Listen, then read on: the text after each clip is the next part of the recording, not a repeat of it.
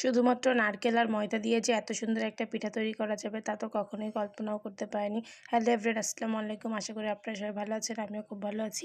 প্রথমে আমরা ময়দাগুলোকে কুসুম গরম পানি, লবণ দিয়ে ভালো করে মেখে নিয়েছি। এরপর একটা পাত্রে নারকেল, চিনি এবং গরম মশলা দিয়ে ভালো করে কড়াইতে ভেজে নিয়েছি। এরপরে ময়দা থেকে একটু ডো নিয়ে সুন্দর করে একটা রুটি বেলে ফেলতে হবে। রুটিটা আপনি যেরকমই বেলেন, মোটা পাতলা কোনো সমস্যা নেই। আমরা এখানে একটু মোটা করেই বেলেছি। মোটা করে বেললে নাকি পিঠাটা খেতে অনেক মজা হয়।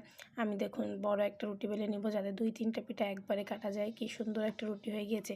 এরপর আমি চামচে করে 1 চামচের একটু বেশি পরিমাণ নারকেল রুটির উপরে দিয়ে তারপরে আঙুল দিয়ে চেপে চেপে এরপরে আমি একটা ছুরির সাহায্যে কেটে নিলাম।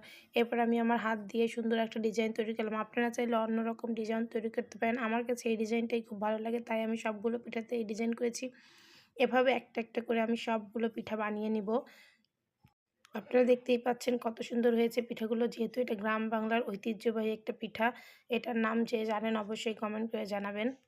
এই যে আমার সবগুলো পিঠা বানানো এখানে হয়ে গিয়েছে। এই যে আমি একটু দেখাচ্ছি আপনাদেরকে, ভিডিও করে দেখুন পিঠাগুলো কত সুন্দর দেখা যাচ্ছে। মাশাআল্লাহ মাশাআল্লাহ।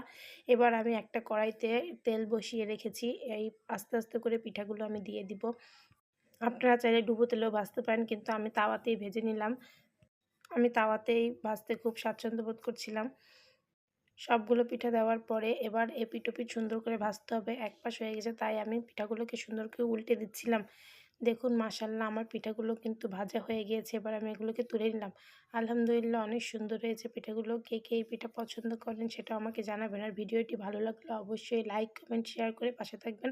আর আমার পেজটিকে ফলো করবেন। ধন্যবাদ সবাইকে। আল্লাহ হাফেজ।